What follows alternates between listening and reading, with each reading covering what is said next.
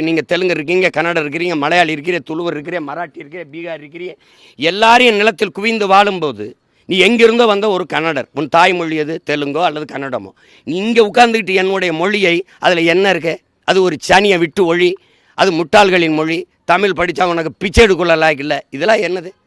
அப்போ தெலுங்கில் எல்லாம் இருக்கா? அப்போ கன்னடத்தில் எல்லாம் இருக்கா? அப்போ மலையாளத்தில் எல்லாம் இருக்கா? என்னது? உன் தமிழ் தாய் 3000 ஆண்டுகளாக இருக்கிறாங்கிறீங்க, உன்னை படிக்க வச்சேன்னா எங்கள் பாட்டன் வள்ளுவன் கம்பன் கபிலன்லாம் யார் படிக்க வச்சேன்? நீங்களா? சேட்டை பண்ணிட்டு அலையக்கூடாது. பள்ளிக்கூடம் திறந்து பல்லாயிரக்கணக்கில் படிக்க வச்சான் என் தாத்தன் காமராஜ். படிக்க பிள்ளைகள் வரல, பசியோட இருந்த பாடம் மண்டையில் ஏறாதுன்னு மதிய உணவு திட்டம் போட்டு எல்லாருக்கும் சோறு போட்டான். கையேந்தி நின்னா அந்த மகன், தாளாளர்கள்லாம் கொடை கொடுங்கன்னு. பெரியார் கொடுத்த ஒரு நன்கொடை சொல்லுங்கள் தம்பி, பெரியார் கொடுத்த ஒரு நன்கொடை சொல்லுங்கள். இந்தாங்க காமராஜ். எல்லா கொடையாளரும் பணம் கொடுத்தான், அரிசியை மூட்டை மூட்டையாக ஏற்றி விட்டான், விறகு கட்டுக்கட்டாக ஏற்றி விட்டான். முடியாத தாய்மார்கள் வந்து சமைச்சு போட்டு போனாங்க. மக்கள் இயக்கமாக மாற்றி பிள்ளைகளை படிக்க வச்சான். நீங்கள் கொடுத்த நன்கொடை ஒன்று சொல்லுங்கள் பார்ப்போம்.